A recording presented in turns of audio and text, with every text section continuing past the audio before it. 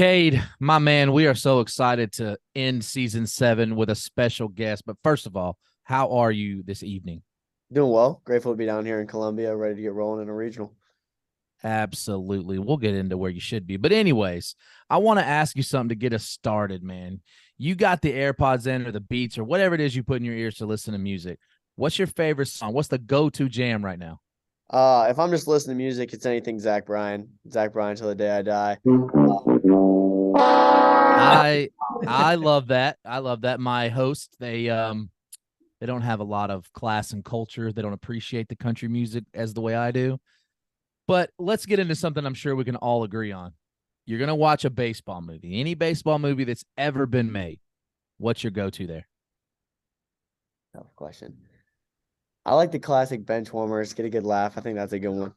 It is a good one. And you know what? I don't disagree. There's really not a wrong answer there. Well, there are wrong answers. I'm not going to say there's not wrong answers. All right. Before I hand you over to DB and his hatred of country music, favorite athlete of all time. Who is it? Any sport. It ain't got to be baseball, but it probably is. Favorite athlete of all time. I actually had a conversation with someone last night about why Michael Jordan was like one of the favorite athletes of all time. Good reasonings there. I don't know. I'm a big Trey Turner fan. No clue why. Just kind of stuck. I'm a Nationals fan. So watching him play and just like a different kind of athlete on the field. So it's fun to watch. Is it because he can slide so smooth? I mean, I think that plays a part into it. Can you slide like that? I like to think I can. I don't get the opportunity. They don't give it to me here, but I think I When's could. the last time you slid, Cade? I ran the bases during a rain delay, and I think I got a Trey Turner-esque slide in there. Oh, with the water, you got it, but like just straight up, like you don't know if you could. I mean, you think you could do it, but and I listened to your podcast with the Spitting Seeds guys, and that you really wanted to hit, but they told you that you couldn't really hit, so you stopped hitting. I like the story. Sounds about right. Okay, see, Randy is really just trying to get you to the point where you say you're a pitcher only. That's where he's leaning here. So don't pay him no mind right now. It's me and you, man. We're gonna get into your story. We're gonna talk about everything, but we got to go back to the beginning. Tell me a little bit about where you're from. Charlotte, North Carolina, a suburb of Charlotte, North Carolina. Um, a lot of Queen high. City. Waxhaw. Oh, okay. Yep. So give me an idea of the type of city. Is this a big place? Is this a small little suburb outside it? I'd say it's pretty small. It's getting bigger. I think Union County was the seventh fastest growing county in the country at one point. So like, I mean, the talent coming out of that area is pretty high. Sam Howell lived 10 minutes down the road. Now that guy's an NFL quarterback. Um, my high school team had like 19 Division I players come out in my 4 years there. Uh, School's down the road and right around the corner. Just high level talent in all sports. Just blowing up, man. So you set the trend. You set the trend for everybody. Everybody's now prospering in the college level from your hometown. So tell me a little bit about your family dynamics. Obviously, you have an older brother. How close in age are you guys? 5 years and 20 days. So how does that work? Because I'm curious. I just had another daughter, and my oldest daughter and my youngest daughter are a little over 5 years apart. So I'm trying to figure out like what kind of relationship are they going to have. So tell me the good, the bad, the ugly growing up with an older brother. Was it fighting? Was it you just kind of did what he did? You just were a good soldier. You fell in line. Like how did things work? I think I was good at learning from his mistakes, so I think that upset him. He'd do something stupid. I'm like, all right, don't do that. Uh, so I think I learned from that. I mean, 5 years apart. He's in high school. I'm graduating elementary school, getting into middle school. So the maturity level is different. I'd say until I was about 17, I was way too immature for him and he couldn't handle it. And I probably looking back couldn't have either. So I think till I was about 17, there's definitely a good amount of distance and a lot of animosity between us because I just wasn't as mature as he was. And I think finally I kind of got to the end of high school and realized I'm like, damn, I kind of suck. Like I'm annoying. I wouldn't want to be around me either if I was him. And I think we've kind of started to grow a lot closer since then. Got mom and dad in the picture. Yep, both. So let me ask you this, because I'm running into this, and Randy can probably attest to this a little bit. Is with your second kid, like it's kind of like a lot less like intensity that you give to them, they kind of get pushed to the side. And I'm going to be honest, I almost sometimes forget that I even have another kid. Wait till you get to 4. I'm trying to figure out how only Randy can attest to this. Like, I don't have 2 kids. Well, I think it's because I have like so many. It's easy to lose count. I'm talking like from like a little kid. It's been a while since you've had like a little kid. Like Jax is a little guy, but he like he's there. That's one kid you're gonna know he is there. By the time it's all said and done, I'm gonna have Jackson to be a Campbell's fan. Just watch this. Hey, I don't doubt it because Cade, when he says that, but this kid has been brainwashed for being a fan of many teams. So it's not outside the realm of possibilities for him to flip it again and be a Camels fan, which I don't blame him. Who wouldn't? Oh, got to brainwash him young. That's the only way to get done. That's right. That's right. So, talking about baseball, tell me a little bit, when I picture guys your caliber, I picture them just going into T-ball, mashing home runs, and they're the best player on the team. But talk to me a little bit about when you started. Like, what age were you? Were you a T-ball guy, or did you just go right into, overhand, coach pitch, whatever? I was 4. I was a T-ball guy. I think I was fortunate enough I don't think I was ever the best player on my team. I got lucky enough to play with a coach from 6 to 16. Rick Suarez is his name. I think that team, I looked at a picture of us when we were 12 years old. I think there's 8 Division I baseball players right now, from Florida to Charlotte. Me, I'm trying to think. I think there's like 3 at Charlotte, 1 at Florida, 1 was at Virginia, 2 were at Virginia Tech. I mean, just elite level baseball players since I've been around it as a kid. So, this coach, what is he doing now? Seems like you talk about brainwashing at a young age. Like, this guy's got the magic recipe. What is he doing? Hope he's a recruiter somewhere. No, he played with him all the way up until he was 16. Yeah, he's he's a business owner. He actually is and helping with the startup esports company. JD Suarez is his son. He plays at Charlotte. His JD's older brother pitched at Lenore Ryan, and then the daughter is, I think, committed to Chapel Hill for soccer. She's unbelievable. Oh man, it's somebody who actually knows college soccer because my daughter is actually in the whole recruiting process. I think they're like number 1 ranked, so that's a big deal. Yeah, I think she represented Team USA in something, and she's phenomenal. So that family's just doing it, huh? Yeah, they're just doing it. It's another one of those families where you just sprinkle a little athleticism, spread it around, share the wealth. I mean, you don't have to have it all. Jeez. Oh, yeah. So, kind of given your history of baseball, you talked to us about getting into T-ball. You're playing with the same coach for a really long time. You hop into travel ball. You're playing with Canes National. At what age do you start playing with them? I just my last year, my 17U, I got to play with the American and the national team. All right. So, with that, this is unbelievable. Like, when you look at the stat lines and look at everything that you were able to do in one season, you posted an 8-1 record as a starter. You were so good as a starter. They're like, hey, you know what? You can save some games too. So you had 3 saves. You had a sub-1 ERA. You led them to a 48-3-3 record in 2019, including a World Wood Bat championship, a perfect game World Series title, and the number 1 national ranked baseball team for travel baseball in the country.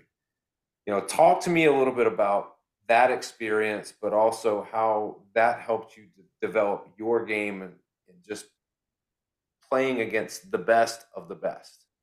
I think that experience is second to none. I mean, it's elite level athletes on paper, like commit wise and all that. I was the worst player on the team.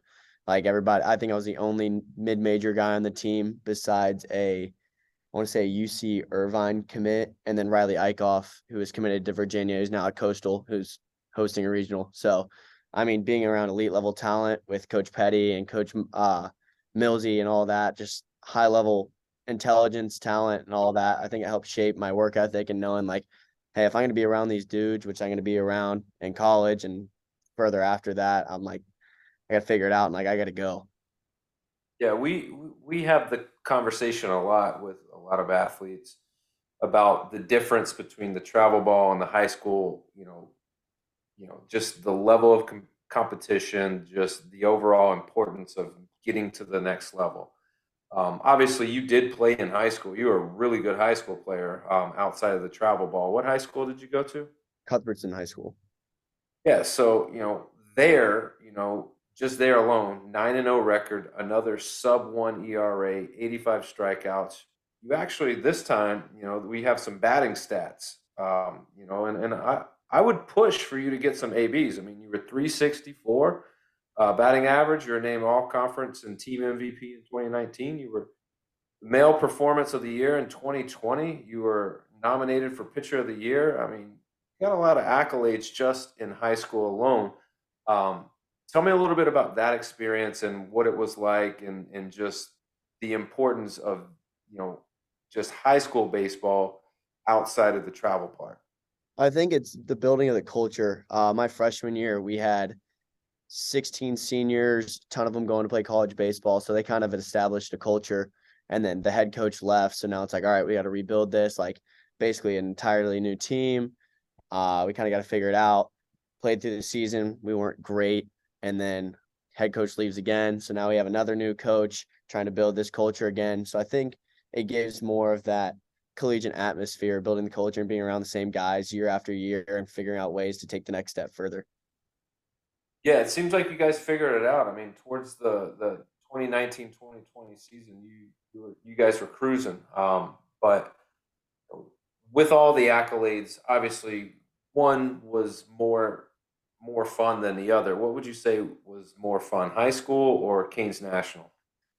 I think Canes National. You just get to travel. You get to be around a bunch of new people, see a bunch of new places, and then we were blessed enough to win a couple championships in there, and winning really fun.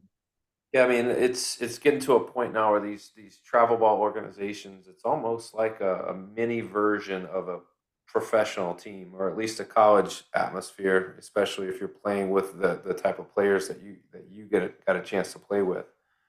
Um, Obviously, looking, at Canes National and the success you had, college would be the next, step, obviously. At what point do colleges start pursuing you, and when does playing at the next level seem like a real thing for you? I committed in 2018, so it was going into my junior year of high school. I think I was the first in my class here. It was pretty early. I was on a team because I'm young enough to play with the 2021s, and then I'm a 2020, so I kind of balanced both those age groups. I think by the time that summer was over, we had 3 or 4 commits on the team. But that was kind of the first time that I was like, I didn't pitch at all my sophomore year in high school. And then I get up there and don't like first time on a radar gun throwing kind of hard. And I'm like, oh God, like I can actually play beyond this, and trying to figure out, all right, what caliber. I remember having that conversation with my coach. It's like, all right, like I don't necessarily think you're a power 5 guy. I mean, you're 6 foot, like you're probably not going to grow too much more. So you should probably start looking in the mid-major realm. And so I think just kind of that process of figuring out where I was going to fit in, and then just honing in my craft to fit in somewhere. Let me ask you this: who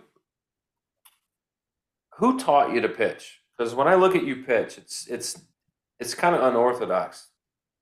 I, I like it. I don't see anything wrong with it, but there's like a lot of torque on the backside, and like it's just it's different. Um, so was that something that you learned over time, or was that something that you've always done? I think I think it was kind of just developed over time by myself. I had a lot of input from a lot of different coaches, and then just kind of started clicking naturally for myself. It's a great feeling when you start doing stuff and it starts working, and you're like, all right, Oh okay, yeah. I got this. All right, so you you commit to Campbell. So what is it about Campbell? Sell me on Campbell, because if you're not in the baseball circle, you may not know a whole lot about Campbell. Obviously, we've been in this thing for a good minute now, and so Campbell is on our radars as far as one of the top echelons of college baseball teams, college baseball programs. But there's more to Campbell than just baseball. There's school, there's academics, there's all that surrounds a college experience. So tell me, why was it that you chose Campbell? So I only had 2 offers. It was Campbell and East Tennessee State. Originally, I really thought I was going to go to East Tennessee State. Like before I'd even taken any visits of any kind. I look at my parents and I think this is where I want to go. And they're like, you got to go, you got to see it. Like, you got everybody that chooses their college goes, sees it, gets that feeling. I'm like, all right, I get to Campbell first because we're just going to get the one out of the way, get used to how it's going to feel, and then go to where I wanted to go. And I just kind of stepped on the Christian aspect of the school. I think is something that's very, very important to me. So that immediately was like, all right, like I really do enjoy that. And then it kind of reminds me of Waxhaw, and I'm like, it's kind of like the feel of home for me. And then just having the conversation with the coaching staff and the direction they're taking the program, plus the facilities at Campbell are second to none, especially in mid-major, and only going to get better and better. So I think then entire culmination of all that was something I'm like, you know what, like this is going to be something special. I just really want to be a part of it. Yeah, absolutely. And I'm ready to dive into this because, when we get the background on it, you got so many things. And whether we're talking about baseball or academics, mental health, I mean, there's so much good info. And so let's start, man. You get to campus, you get on that field, are you nervous, you excited, or a little bit of both? Say a little bit of both for sure. Yeah, so some guys say they're ready, and then some guys they admit they're scared to death. But for appearance's sake, you looked ready to me because made 16 appearances, 8 starts on the mound, posted a 5-2 record with a 3.89 ERA, worked as the Friday night starter for 6 weeks of the season. So my first question, man, did you ever expect, especially with that when you signed your name on there and committed, did you think your freshman year you're going to end up being a Friday night starter? No shot. And so, I mean, when coach has that conversation with you, we just talk about the nervous or excited. Were you stoked? It wasn't a conversation. It was a group me message for a spot start. So it was one of those, like my very first start. I remember we finished the game against Winthrop on a Thursday, Friday, Saturday, and I'm in the shower, and my roommate goes, "Oh, Kuehler, you should probably look at your phone." I'm like, "What?" Look at my phone. It says, Kuehler has the ball tomorrow. Let's win a game." I'm like, "Oh God." I've thrown 2-3 innings at a time out of the pen all year. And then start goes well, back in the pen the next week, spot start again on the second game of a doubleheader. And then he's like, all right, like you're starting Friday next week. And it's like, all right, gotta strap it on. I gotta figure out what I need to do to prepare myself and give our guys a shot to win. So let me ask you at that time, because one of the things that Daniel really likes to pick the brain of with pitchers is that mentality of a starter versus a guy who comes out of the pen. At that time, did you have a mentality of one more than the other? Oh, I was definitely a reliever, and I paid the price for it immediately. I What played. what was it? What did it take that made it click? Because obviously now we know what role you're in, but what was it that you were like, oh, so that's what I need to do to be a starter? Well, against Gardner Webb on a spot start, I came out first inning. I gave up like a hit, strikeout. Another guy got on, and it's like second and third, 2 outs. And I got a big strikeout, and I celebrated and may or may not have shushed the Gardner Webb dugout because they're getting a little rowdy. And the leadoff batter of the second inning proceeds to take me about 450 feet over the right field fence, and I was like, Did he "Ooh!" shush you? The entire crowd actually shushed me, and I was like, "God, that's probably not a good idea." So I kind of learned how to keep my cool for a little bit longer and, manage the game a little bit better. Yeah, no doubt. So, I was looking in so many good performances. I want to ask you what your favorite one, though, was of that freshman season, whether out of the bullpen or a start. Freshman year. I think the high point start, because that was the day we clinched the conference. That was super exciting. Or the Charleston Southern relief appearance. I remember we had a gun jump that day. So it was like my 2-2 pitch. They said I hit 98. And so the whole crowd erupted. I'm like, oh, like is today that day? And it was like 93. It was a complete and utter misread. But it like got the energy up. Everybody was fired up. And I think it was one of my few saves that year. Oh man, that sucks, dude. They got that 98 and went to 93, broke So, the gun. so in your personal record book, when you have kids, are you going to tell them you threw 98 or 92? Well, I mean, I have now, so I can kind of check that back off. But if you would have asked me that freshman year, I'd have been like, the board said 98, and there's a video of the announcer saying that read 98. So I might as well just stick with it. And who's going to really tell? It's not a lie. It said Yeah. we have video Yeah, I mean, evidence. I have exactly. video evidence. So you guys end up in the Starkville regional with the future national champs. I was just there for the record crowd this season against Ole Miss. Talk to me about an opposing player in a postseason atmosphere at Duty Noble. Just how intense and how intimidating is it? They are so unbelievably kind that it eases the pain a little bit of the fact that there's 14,000 people there hoping you lose. I got sent down to the pen against Mississippi State in that championship game in like the second or third. So I was down there for all 9 innings, and I'll remember he's like one of the mainstay fans with the bandana and every that. And the right field, Sims comes out in the 7th inning, and he looked at me, and goes, "Man, I've had a really good time talking to you. You guys have had a great season. I really got like this game's over." Because Landon's walkout was playing, and I'm like, "Oh God." I'm like, this guy is probably about to shove it right here, and he proceeded to. Yeah, no.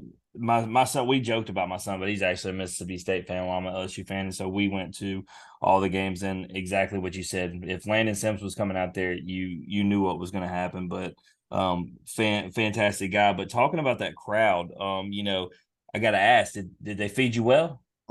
After we lost, we all walked around that whole outfield because they like even the Duty Noble Twitter page like comments on all our stuff and still roots for us. And we walked around that outfield, and they were just handing us pans, steaks, sausages, anything we could ask for. Yeah, no, and that was where I was going to go with this because they they have taken y'all on as their second team, and with them being in 2 down years, and obviously y'all being up in the mix, they're all as soon as the brackets came out, their roll humps all the way. Mississippi State has adopted y'all, and I love it, and it all stems off that that's respectful competition, right? Y'all came in there and something y'all did because they don't do that every time somebody comes in there and loses. So, something that your team did sparked them to be fans, and that says a lot about you and your guys' team and how y'all play. And I think a lot of it also has to do with the mascot. The Camel's just awesome. Like it is what it is.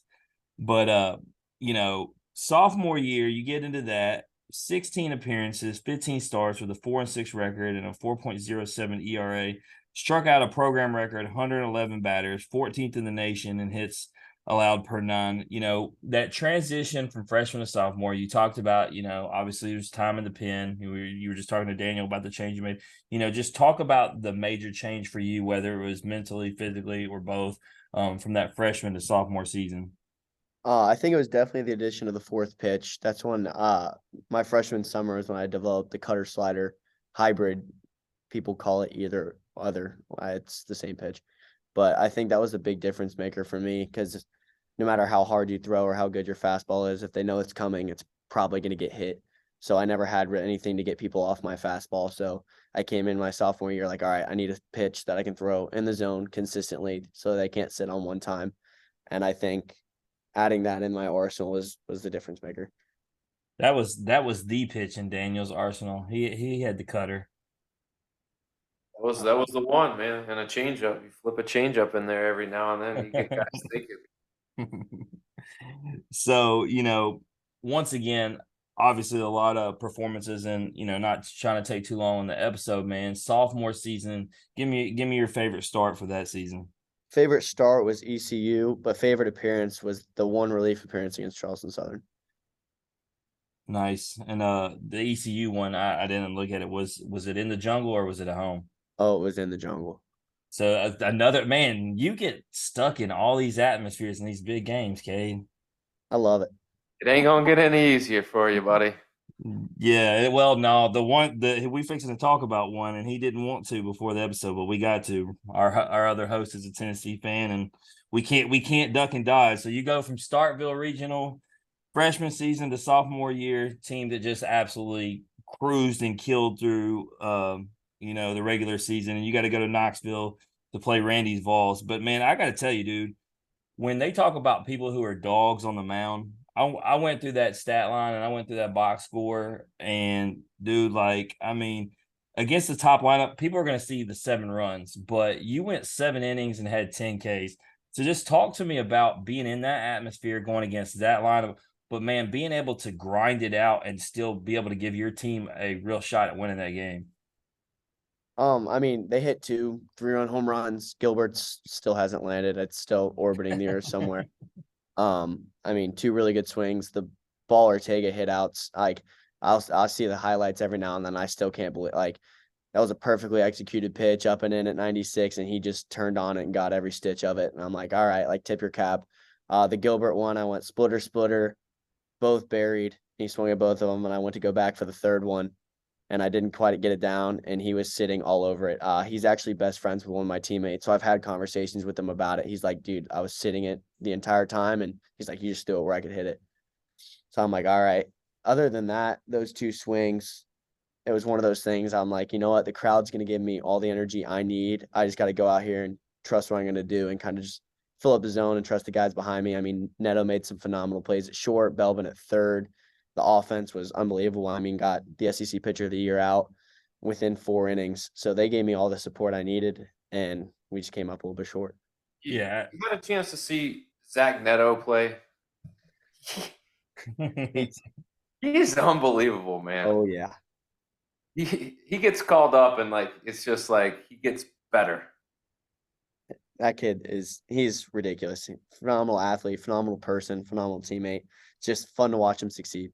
Is it crazy to know like he's in the same lineup with Mike Trout and Ohtani and yeah, and I was throwing to him in scrimmages a year and a half ago, and now he's hitting off MLB All-Stars and future Hall of Famers. Well, you know what makes that wilder? In that same game featured Ben Joyce, who is now in that same lineup. Yep. So yeah, you can throw it a little bit. A little bit, man. That though, those I know this. Throw it 3 pitches a little bit. Yeah, I know this episode's about Cade, but the Pitching Ninja put up those videos. Ooh, man, the break is ridiculous. Yeah, it's not that it's just 102; it's the way it's moving through the zone. Whew. Anyway, glad I don't play baseball, but nonetheless, like I said, man, gutsy performance. Everybody had to tip their cap, man. Like you said, obviously, you know they got what they got, but it gave your team a fighting chance. And man, y'all have had some tough draws, and you know, obviously, Randy's going to talk to you in a second about this season and the draw y'all got. But I wanted to talk to you about something before I passed you over, man. I had messaged you last night. I had saw a video. You know, talk to me about, you know, there are the struggles in life just in general, but being a student athlete, the pressures of getting it done academically, the pressures of getting it done on the diamond. Just talk to me about, you know, what mental health means to you, because I saw that video and it inspired me because Cade Beloso, you know, I'm an LSU fan, obviously, had just came out last week and spoke on it. And I don't think enough athletes, you know, me, Randy, and Daniel have talked about it, talk about the stress that comes with it. So, man, just in a quick little, you know, segment, tell me, you know, about what it means to you and the stress that comes with, you know, all that, you know, the mental health aspect. I think it's something I talked about there at the end, is it's okay to not be okay. And like kind of admitting that is big, and understanding that like there's people here to help you. I hid from it for a long time and tried to just like bury it and push it off. I'm like, you know, I'm going to be all right. I'm going to be all right.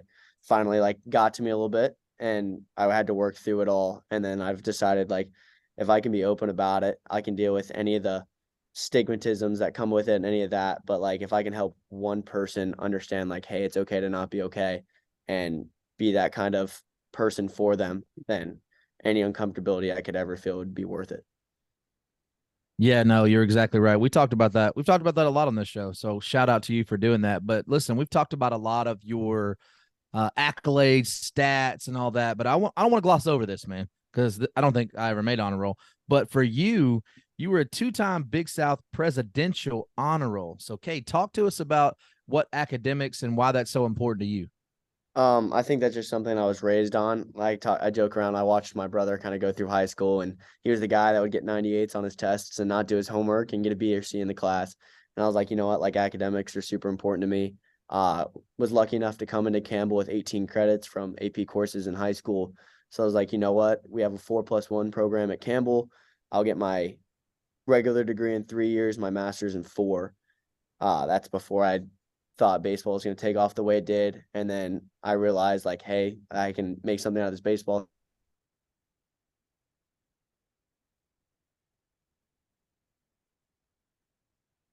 And just kind of love that. Was all academic team this year. So at least I could kind of talk about being the team GPA booster and joke around with that. Right. Absolutely. Absolutely. So 2022 USA Collegiate National Team. Talk about that experience. We talked about it a little bit, but talk about what it was like to wear that red, white, and blue, obviously put on for your country. and just who were a couple players that you really enjoyed your time with while you were there? I mean, wearing the red, white, and blue is something I'll never forget and something I'll never take for granted. July 4th in Charlotte, so in my hometown, whole family in the stands, like wearing the red, white, and blue for the anthem. I even Coach Bianco told us, he's like, you're gonna feel something you've never felt before, and like it's indescribable, kind of the feeling you get. I think I got pretty close with Hurston Waldrip. I think him and I kind of joke around about having similar type arsenals, so I think I learned a lot from him. And then my best friend, he moved up from Louisiana, and he's actually best friends with Tanner Hall. So kind of him and I had that kickstart little piece to us that I could kind of bond with him over. Yeah, what was it like being around Coach Bianco after all that time? That guy finally gets a College World Series, and then he's right back to it.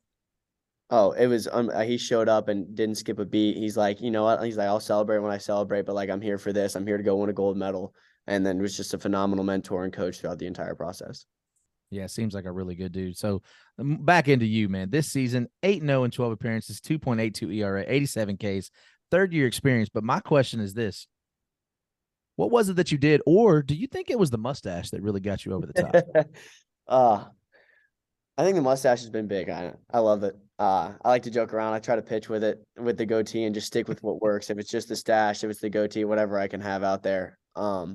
But I think just kind of having the guys behind me just support me, and understanding, like, I kind of came in early and was struggling early because I put all that pressure on myself. I'm like, oh, I'm throwing on Fridays. Like, I'm supposed to be the dude. Everybody on the internet's telling me I'm supposed to be the dude. Like, I got to go out here and be the dude. And I like lost myself a little bit in that process. And I remember telling my coach during that Lafayette outing earlier in the year, for the first time, I was like, I felt normal out there. I kind of clicked into that like rhythm, and it kind of just went from there. So kind of just honing in and being myself and not worrying about any of the outside pressures. I wrote under my hat, just trust the process and stay the course. Like, if I just do what I can do, my team's going to take care of me, God's going to take care of me, and everything's going to take care of itself. Speaking of taking care of business, your last game in the Big South tournament, you went 7 innings, 2 hits, no walks, no runs, 9 Ks. So safe to say, after a performance like that, you did trust the process, trusted your mechanics, and you're dialed in and ready for the postseason. Is that factual? I hope so. It's like a every day's a new game kind of thing with the pitcher. I know how you guys are real emotional. We have Daniel here, and he's always like that. Like every podcast is like, we don't know. We just don't know. All right, man. So last question before I do hand you back over to your fellow pitcher. 15 of the 16 regional hosts were top 16 in the RPI. Y'all being the one that was in the top 16 and got left out. Finished the rankings number 12. Is this team taking that as an extra chip on their shoulder and just using that as extra motivation? Oh, without a doubt. I don't think there's any animosity here. I think it's all like, you know what, like we talk about the nobodies from nowhere, and that just plays directly into our mantra. I couldn't have been a better storyline for us. The nobodies from nowhere kind of dealt the hand we were, and it's like, you know what, like we get to prove to the country who we are and kind of take that next step forward. Randy, do you think they should have made an immediate executive decision when Kentucky couldn't even put people in hotels and give it to Campbell, who deserved it anyway? I'm just going to say that I think Campbell had a much better hotel situation. And I'll leave it at that. Daniel, take over. I gotta ask, Cade, when selection day rolls around, are you guys thinking, are you glass half full or glass half empty? Are you going, you know what, we're gonna be a host, or are you saying, you know what, we're probably gonna get screwed here? That whole day, I think we were back and forth. There was like 15 of us that went to dinner at that 8:30 host selection show, and we're all like talking right before. And I think a lot of us convinced ourselves that we had it. We were like, you know what, like RPI is high, whatever. And kind of in my mind, I'm like, you know what, like if we don't get it, it might be really good for us. That, like we talk about the extra chip on the shoulder. I'm like, we just had a good week. Like if we can just keep that fire rolling and get a little bit of extra motivation, like we can roll in somewhere and really do some damage. I mean, I'll say this. It's not even just Campbell. I think the mid-majors altogether got screwed. I mean, I think there's 3 or 4 of y'all that have a real case. Oh, yeah, I thought Southern Miss, after they won the Sun Belt, was a lock for a host. And I'm like, you know what? Like, those guys earned it. And if you don't know, the RPI is a flawed system. but we're going to use it to make most of our decisions except for one. Oh man, it's here's what I'll tell you, Cade. We went round and round about that, and you guys never wavered off of our radar as far as being a host. We thought you guys deserved it, thought you guys should have had it, and thought you guys were going to have it. And when you didn't, we were very vocal about how we felt as though you guys were slighted. And maybe it kind of plays into your hand, like you were saying, like maybe that's a little bit of extra chip, a little extra motivation to go out and, you roll into Columbia and you guys know what business is at hand. You've been there before, so you know what you got to do. So, Daniel, would you like to tell him the problem though? Would you like to tell them who you root for? I mean, I have adopted South Carolina as my team because I'm not an SEC fan, but this podcast, we have a lot of SEC guests. So I felt as though I needed to pick one opposite of these two guys. So, I had Will Sanders come on and he convinced me. So my brother graduated from here, and South Carolina was my dream school from the time I was about 10. So You're not alone as a Carolina. This will be the first weekend of my entire life I'm not a Carolina fan. Oof. Hey, it's going to be a crazy couple weeks for me, but whatever plays out, I'm just happy I get a chance to watch really good baseball. So with that, I don't want to hurt anybody's feelings. I'm not going to say anything. I just want to get into this game, Cade, man. This has been a good episode. Let's keep the momentum moving. We're going to play a game called This or That. It's a game that we played with 200 plus guests. If you say that you're not going to play, you'd be the first. So I'm not going to give you the option. We're going right into it. Okay. Perfect. All right. So it's simple. I'll give you two options. You choose one option or the other. Can't say both. Can't say neither. You down? Perfect. All right. Here we go. If you had a time machine, would you go back in the past or would you go to the future? Past. What would you do? Would you do something different or would you just relive a moment? I think I'd relive a few moments. What moment? When you shush the crowd? I would not. I would probably watch myself shush the crowd and be like, God, that guy's an idiot. No, I think that COVID year. So when we had COVID, I was COVID with my best friends. I think that was one of the most pristine times in my life, and I go back and just watch those memories over and over. We've had a lot of people come on here, and we don't want to downplay COVID at all, but there's a lot of people who come on this show and they said COVID was the best thing that happened to me as an athlete. Oh, no doubt. I would agree. Gives you a chance to take a step back, gives you a chance to kind of get better without the pressures of having a season on top of it and having all these things thrown at you. Life kind of slows down, and I don't know if we'll ever get a chance to do that. And the fun fact will be this podcast would have never existed if it wasn't for COVID. Very true. Next question. Would you rather, let's see what you did here, Jim. Let's see what you did. Would you rather travel by a camel or by a horse? Camel. Camel. Like you could pick another answer. Yeah. So I got a question. So would you ride on a hump or ride in between the humps? Well, our camel mascot is one hump. So do I have to pick the two hump camel? No. Not at all. What a rookie question that was. One hump or two humps? We're a one hump camel, so I'd sit in front of it and have the hump as my backrest. Okay, I got you. That's probably the most comforting way to sit on a camel, if I got to be honest. So, would you rather be trapped in a romantic comedy with your enemies or a horror movie with your friends? So, rom-com with the enemies, horror movie with your friends. Horror movie with my friends. I think the characters are stupid and should just easily get out of it. So I think we'd be fine. What if it's a movie like Saw, where you got to pick the person's leg that you got to cut off? Let's cut off my own leg and we'll go about our business. Wow, what a stud, dude! Sacrificing. So we've asked this question, and I've used that same example with other guests, and they'll immediately go, "Oh, this guy!" Like they've replayed this scenario in their head, like they know exactly who they hope is. And I ain't sawing my leg off for either of y'all. Let's just be clear. No, not a chance. I think I know who I'd pick. I just don't want to hurt his feelings if he happens to listen to this. Is it your brother? Just No, I wouldn't. I love my brother.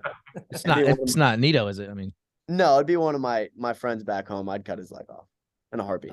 I understand. Would you rather go to a concert or a sporting event? Bucket list concert, bucket list sporting event. Bucket list concert.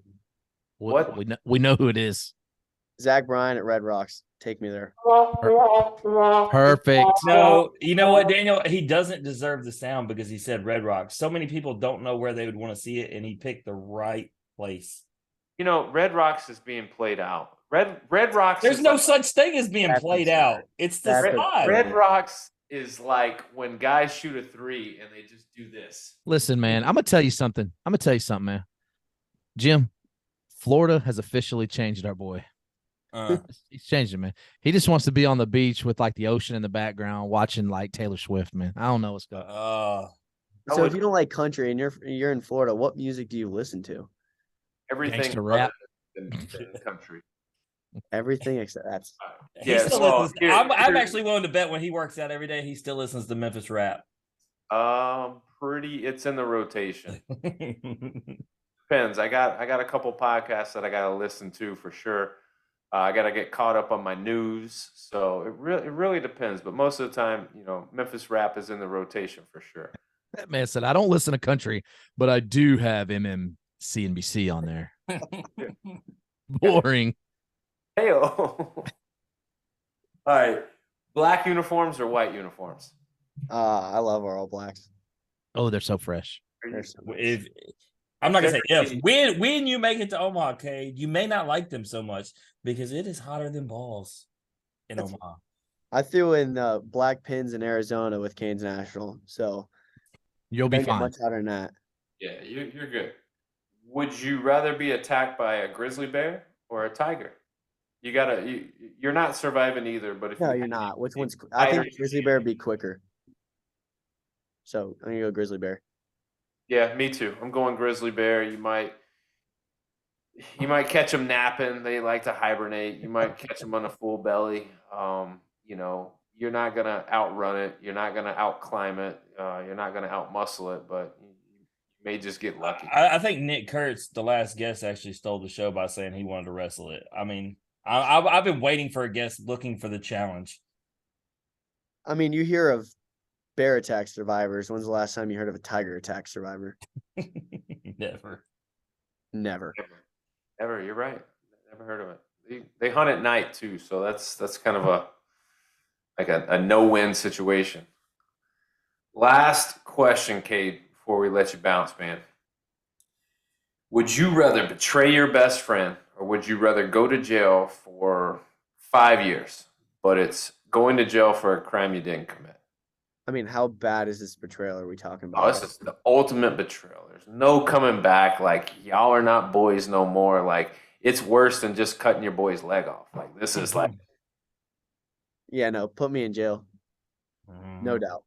I mean, he did say he would cut off his own leg, so I mean, that's pretty tough. But I mean, if I lose one of them, I'm losing all 5 of them, and it's gonna, send me to jail. I They'll mean, probably break me out or something. look, these dudes have heard me say this, give this spiel hundreds of times. They're my best friends, but in the scenario, I ain't going to jail. I ain't spending 5 years, 5 months, 5 weeks, 5 days. I ain't even going 5 minutes in the parking lot, Kate, for these dudes. I ain't seeing it. I'm just not doing it. It ain't for me. That's But fair. like Randy said, he said he cut off his leg, so I believe him now at this point. You got to be somebody special to go into jail, and you got to be somebody real special to do it for 5 years for something you didn't do. So I tip my hat to you, Kate. It's a very stand up move up for you. All right, Kate. Anything you want to plug or promote, man, before you guys get out of here? No, I think I'm good. All right. Well, I'm gonna help you out. If y'all want to know what Cade Kuehler's doing, just on a random Wednesday night, it could be in a conference room. It could be, eating tacos. Who knows? He could be doing anything. Go over to IG at Cade Kuehler, or if you want to check out what the Camels got going on the baseball field, going over to IG at Go Camels at BSB, and you'll see everything. You're going to see the starting pitcher for Friday's game. You're going to see, the starting lineups. You'll see it all. You might even see some highlights, some stats, some scores, some live updates. You never know. Go in there, check them out.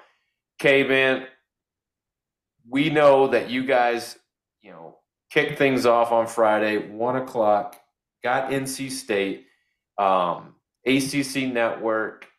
I urge everybody, if you haven't had a chance to check out the Camels, please do. Check out our boy Cade. What we got to know, and you may not be able to disclose this, who's on the bump? I got it against State. There you go. There you go. You heard it here. Cade's got the ball. He's going to do big things. Okay, man, we wish you nothing but the best. Good luck this weekend, and y'all do big things, man. Roll damn humps. Yes, sir. That's Cade Kuehler, everybody. We're going to take a small break because when we come back, we've got a lot of regional baseball action to unpack. We got to get into it. We got to make our predictions, our picks, all of the above. So stick around, and we'll see y'all here in a second.